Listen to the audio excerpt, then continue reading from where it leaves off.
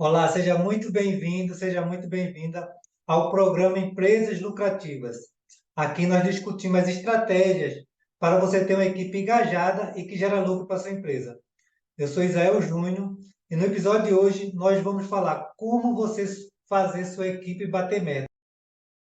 Por que falar em equipe bater metas? Visto assim nas várias consultorias que eu faço na empresa e aí nesses mais de 20 anos também trabalhando com equipes e com negócios, eu vejo assim que o resultado das empresas ficam às vezes muito comprometido por causa do comprometimento com a equipe, né? Por isso assim o nosso propósito de ajudar os empresários e empresárias a ter uma equipe engajada, né? E que gera lucro para a empresa. E aí assim, às vezes esse caminho depende bastante do líder, né? Às vezes o líder não tem essa motivação ou não está tão comprometido ali com as pessoas, né? Eu digo sempre assim, e era uma coisa que eu dizia quando eu chegava numa agência nova, que eu ia assumir uma nova gerência.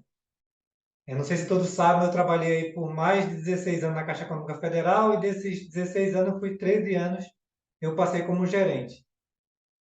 E sempre que eu ia assumir uma nova agência, já na primeira reunião que eu fazia com a equipe, eu falava, olha, nós vamos atingir o resultado a partir das pessoas, ou seja, o meu foco é nas pessoas e as pessoas em si vão bater o resultado. E às vezes muita dificuldade dos líderes está exatamente nisso. E ele não ter o foco nas pessoas e aí acaba não chegando no resultado que a empresa precisa, né? Mas é muito importante também que quando o líder estabeleça metas para a equipe, ele leva em consideração alguns pontos, né? E aí, tanto os objetivos da empresa de curto prazo, como os objetivos de longo prazo. Porque, assim, se a meta não tiver compatível com os objetivos da empresa, e eu já falei aqui em outros momentos, por exemplo, que o empresário colocou as metas lá para a equipe dele, e aí no final do mês toda a equipe chegou no resultado, toda a equipe bateu meta. E aparentemente aquela meta estava muito simples, né? E depois a gente foi analisar e viu que tinha uma variável lá que ele não tinha observado e a meta ficou muito simples. E às vezes, assim, se eu não puxo todo o potencial que a equipe pode dar, né? Às vezes acaba a equipe se desmotivando ou até ficando na zona de conforto. Se aquilo é muito fácil, ela com mínimo de esforço, ou esforço nenhum, consegue atingir as metas e os objetivos, aquilo acaba ficando muito simples e talvez a equipe não se esforce tanto, né? E outra situação, foi que eu também falei aqui, assim, que o empresário também, assim, chegou, bateu todos os resultados, bateu todas as metas, e ele não estava feliz com aquele resultado. E a gente conversando entendeu, assim, que muitos problemas tinham acontecido naquele mês.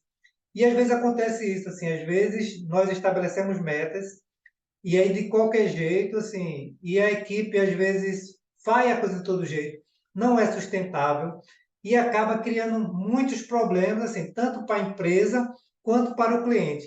Então, assim, eu preciso ter uma meta clara, eu preciso ter uma meta desafiadora, algo realista, né, para a equipe, mas ao mesmo tempo isso precisa ser sustentável.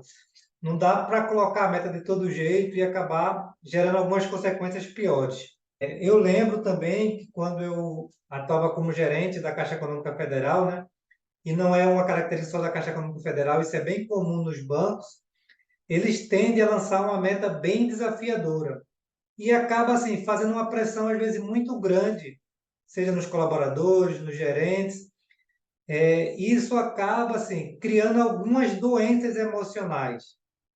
É bem comum, se você fazer a pesquisa aí, você vai ver o que existe de bancários afastados por problemas emocionais, problemas mentais. Ou seja, esse número é bem elevado em relação às outras categorias. Porque, assim, no banco em si, já existe uma pressão muito forte por resultado, né? E ali, assim, se a pessoa não tem ali, às vezes, um emocional mais equilibrado, às vezes acaba, assim, adoecendo mesmo e tendo que se afastar do banco e aí, nessa situação, passa a não ser sustentável, né? Porque, assim, o banco talvez esteja batendo seus objetivos, esteja tendo muito lucro, mas como é que está a situação das pessoas, né? Isso pode afetar até o resultado do banco também. Porque, assim, se ele não está, assim, se as pessoas estão adoecendo, talvez ele vai ter que contratar outras pessoas, ou às vezes, essa rotatividade de pessoas, às vezes até atrapalha, né?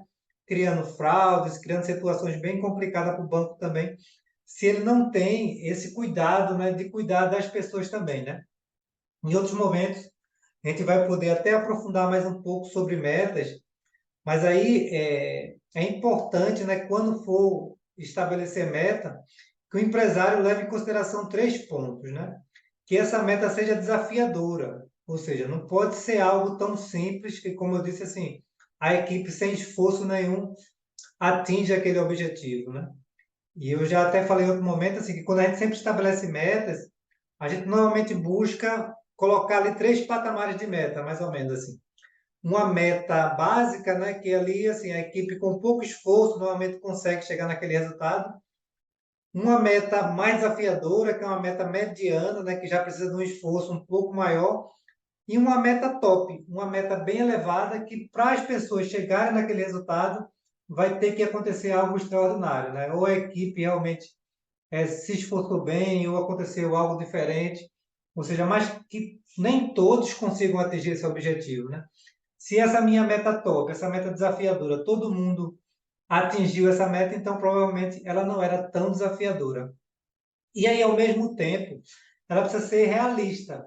Por que uma meta realista? Porque também, se for algo muito desafiador para todo mundo, assim ninguém vai se motivar a realizar aquele objetivo. Então, ao mesmo tempo que a meta precisa ser um pouco desafiadora, ela precisa ser realista, ou seja, as pessoas têm que ter condição de chegar naquele objetivo, senão as pessoas não vão se esforçarem para buscar aquela meta. E ao mesmo tempo, assim, precisa fazer sentido para a equipe, né? Ou seja, eu vou lá para a minha empresa e digo, olha, a gente tem que atingir 500 mil de venda esse mês. E aí, se eu não deixar claro por que eu quero atingir aqueles 500 mil, ou seja, porque eu tenho uma meta de crescimento, a gente precisa crescer tantos por cento esse ano, porque crescendo, assim, a gente vai poder contratar mais pessoas, vai poder promover mais pessoas, ou seja, vai ter distribuição de lucro, ou seja, tem que ser algo também que seja interessante, que faça sentido para as pessoas.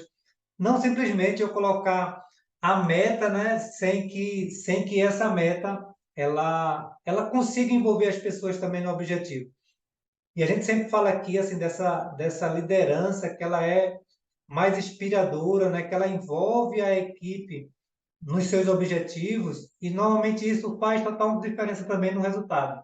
Ou seja, simplesmente o líder, ele fica isolado, ou seja, aqui é manda quem pode, obedece quem tem juízo, ou seja, só eu que sei de tudo, ou seja, se a ideia não for minha, não serve. Ou seja, se esse líder que ainda bem que está acabando esse tipo de liderança, né? E me lembra até de uma história de uma empresa, né? Que o líder, ele era assim, era um senhor já de certa idade, assim, e ele realmente não aceitava ideia, assim, às vezes os filhos queriam dar alguma sugestão e tinha uma filha que trabalhava porque ele tinha mais de uma empresa e uma das filhas dava sugestão para que os clientes estão comprando esse tipo de produto, ou está querendo assim, ou está querendo um desconto, está querendo um parcelamento maior. E ele era simplesmente daquele tipo assim, dizer, não, o produto está aí, compra quem quer, quem não quiser não compra, o produto é meu, já está pago, quem não quiser não compra, assim, ele não tinha essa empatia com o cliente, né? Que hoje, assim, a gente não diz nem que um bom atendimento hoje é diferencial. Hoje, um bom atendimento, ele é essencial. E se essa liderança do passado ainda tem aí na sua empresa, talvez sua empresa não tenha muito tempo de vida, né? Porque não é sustentável, né? Ou seja, hoje eu não posso dizer que todas as decisões da minha empresa devem ser tomadas só por mim. Eu preciso das pessoas, né? E tem até um ex-presidente dos Estados Unidos que ele falava o seguinte: eu uso o meu cérebro e também aproveito para pegar emprestado o cérebro dos outros. Ou seja, o que é que ele quer dizer com isso? Eu uso as minhas ideias, as ideias que eu já tenho, e ao mesmo tempo eu busco aproveitar as ideias que as outras pessoas têm. Porque, assim, eu não sou o suprassumo, não sei tudo na vida, né? E se eu aproveito as ideias das outras pessoas, com certeza, assim, vai ter alguma ideia que vai ajudar, né? E é bem interessante que tem até uma história bem conhecida, né, que diz que é a história do creme dental, né?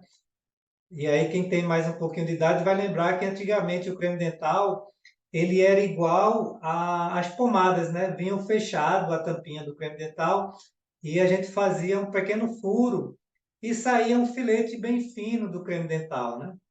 E dizem, né, não sei se é verídico ou não essa história, que foi uma pessoa que fazia parte da limpeza, ou seja, que não estava diretamente ligada às decisões da empresa, mas em uma reunião, assim, o pessoal discutindo e pedindo ideia de como aumentar as vendas do creme dental, essa pessoa que fazia parte ali dos serviços gerais sugeriu que abrisse o buraco de onde saiu o creme dental, né? Ou seja, uma coisa aparentemente simples, mas que ninguém tinha pensado. Às vezes pensava em melhorar o modelo, em criar embalagens maiores, ou seja, mais vezes uma coisa simples que foi simplesmente abrir mais o buraco de saída do creme dental.